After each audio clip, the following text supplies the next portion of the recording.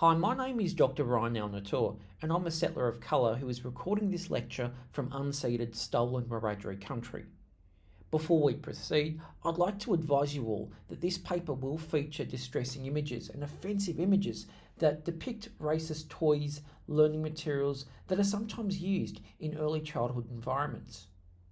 This paper was actually inspired by ongoing discussions with some of my students about anti-racist pedagogies, but also the emerging literature on anti-racist education and also several events that have happened in recent times regarding anti-racism and early childhood education. In relation to these events, the first concerned the uproar over the supposed teaching of critical race theory to children across Turtle Island, or what has recently been called North America. Conservatives in Australia have seen how the fears over critical race theory, or CRT, has substance up north, where it has been one of the major talking points among conservatives who are advocating for the re-election of a fascist president named Donald Trump. Often, proponents of this narrative claim that CRT is racist against white children. Whilst there is no evidence to suggest that CRT is part of the Australian curriculum or had informed the creation of the early years learning framework, there have been attempts to secure parallel uproars over curriculum here. Most notably in 2021, a leader of an extreme right party in Australia had introduced a motion into the Senate about the rejection of CRT in the Australian curriculum, which confused several educators here, as again there is no evidence that CRT informed any curriculum planning. The Conservative government at the time actually voted in favour of this motion, again displaying ignorance about CRT. The politician who led the motion was interviewed afterwards and claimed that CRT was both reverse racism and anti-white. The Daily Telegraph, upon reporting about this motion, sought expert advice from Dr. Bella Debrera, who is the director of the Western Civilizations program at a right-wing think tank. This person claims that children do not see race and do not see colour, and such initiatives were encouraging white Australian children to hate their heritage. Then in 2021 again, a Toowoomba counsellor walked into their local library and was mortified to see a children's book by the name of Anti-Racist Baby. This prompted him to claim that children today were being indoctrinated from being innocent and unable to see colour to discriminating on the basis of colour. This person's concerns afforded him the opportunity to be hosted by an Australian news network, and together with the host, the two of them ranted about political correctness, and what they saw was the violation of childhood innocence. What all these predicaments have in common is how criticisms of anti-racist initiatives are often mischaracterised as child abuse or corrupting children who allegedly do not see race or colour. Further, in all instances, the arguments that children apparently do not see race or are naturally colourblind strengthen a myth about supposed anti-white racism or reverse racism. In contexts where anti-racist initiatives are met with extreme hostility from the right, and mischaracterisations of children as being unable to see race occur from both progressives and conservatives, and even accounts from several educators that they don't know where to start in terms of anti-racist teaching. With all this in mind, it becomes apparently clear that early childhood educators need to have conversations about anti-racist pedagogies. Firstly, we need to contextualise anti-racist education within a settler colonial society. Australian early childhood centres are on unceded, stolen Indigenous lands across this continent. An anti-racist pedagogy that shows no acknowledgement of the impact of colonisation is actually pointless. Several peddlers against anti-racist education are alarmed at the idea of educators talking to children about Australia's historical and ongoing treatment of Aboriginal and Torres Strait Islander peoples. A Wiradjuri educator by the name of Jessica Staines actually counters these arguments regularly, particularly on her podcast and on her website called The Koori Curriculum, which is designed to help educators address the learning needs of Indigenous children. The Koori Curriculum also provides opportunities for teacher training in terms of valuing Indigenous communities and the incorporation of Indigenous perspectives in everyday learning activities. As an example, The curriculum regularly features lists of books that educators can use to talk to children about Australia's horrible history. Also, Yorta Yorta academic by the name of Sue Atkinson has written extensively about how racism continues to impact Indigenous children within early childhood environments. Atkinson further points out how assumptions of childhood colour blindness are actually quite harmful to Aboriginal and Torres Strait Islander children. New Knuckle academic Karen Martin discusses that Indigenous families often experience disadvantage within early childhood environments. When we talk about anti-racism, we are led into a terrain of how colonisation is not something that happened in the past, but continues through specific early childhood centres. Colonisation is affirmed when educators neglect to engage families and communities, or they uphold deficit models about Indigenous children that affirm disadvantage in literacy and numeracy development, or when educators omit Indigenous perspectives from everyday learning experiences. Anti-racist education in a settler colonial society needs to conceptualise the impact of colonisation as ongoing.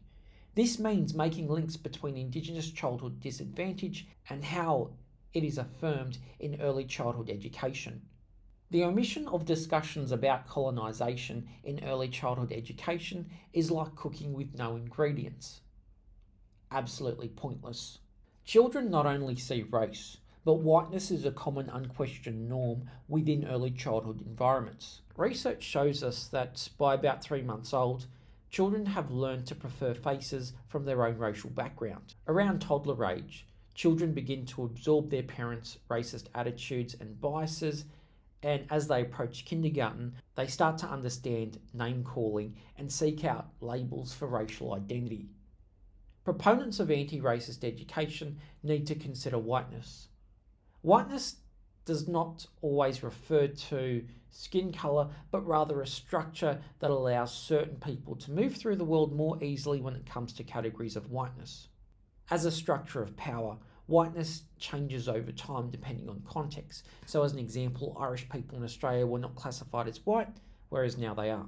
So if a person identifies you as speaking, say, from a position of white privilege, it doesn't mean that you haven't had your hardships in life, but rather that your race was not a significant factor in terms of those hardships, as say it was for other people. Some prominent markers of whiteness in the early years include the famous Dole test, which we might have seen conducted in America. When conducted in Australia, the Dole test produces similar results of white supremacy and white superiority. Often, children who allegedly do not see race have negative assumptions about children of colour whilst having positive assumptions about white children. What is absolutely alarming and atrocious is how beauty standards are communicated to children of colour in ways that exclude them. Often, children of colour would characterise the white doll as being the most beautiful, the most polite, the most trustworthy, whilst characterising the dolls of colour as being the most evil. I want to also mention one particular study that looked at books across early childhood centres in Australia.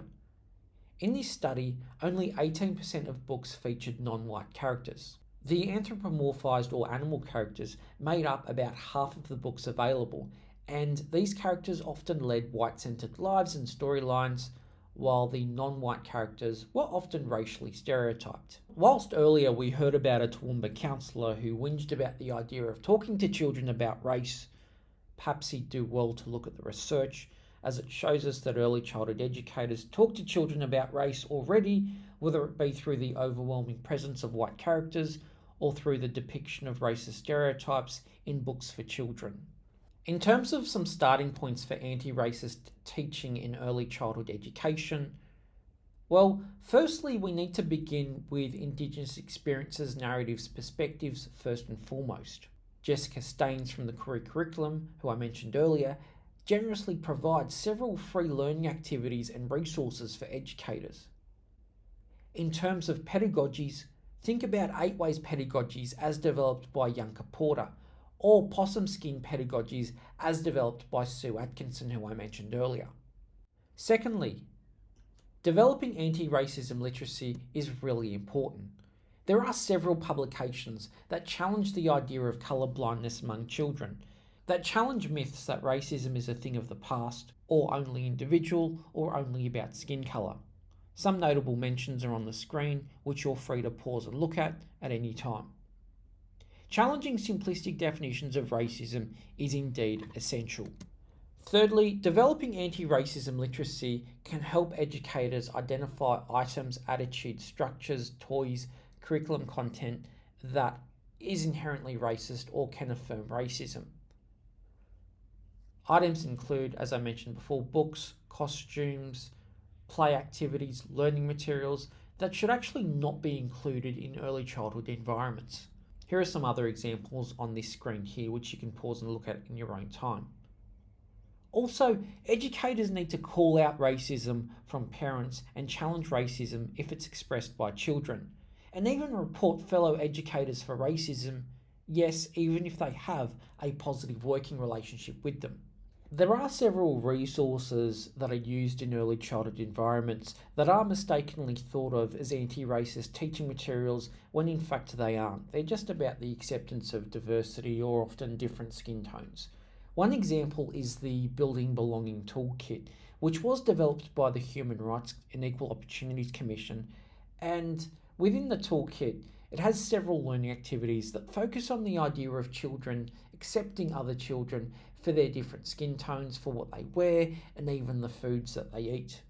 It has several activities such as All My Friends and Me, which is at risk of setting up children for ideologies later on in life that all they need to do is announce that they have a black friend, and that somehow absolves an individual of racism.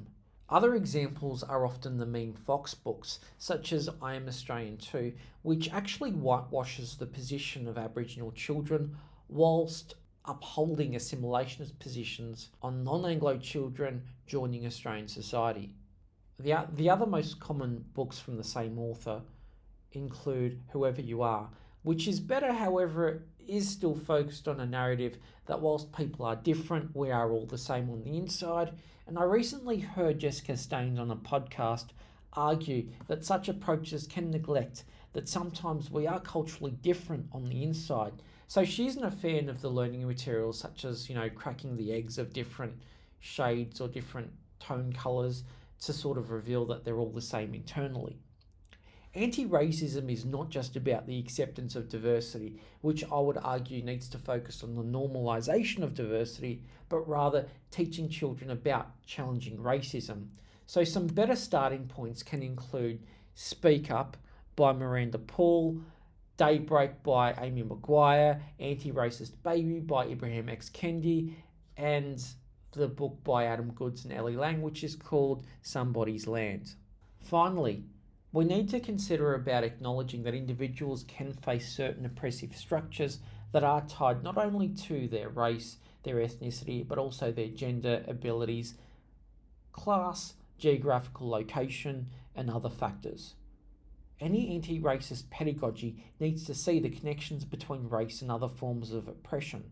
As an example, the experiences of Indigenous children in early childhood centres does not equate to, say, the racism experienced by children of colour who, similar to white children, actually originate from outside of Australia.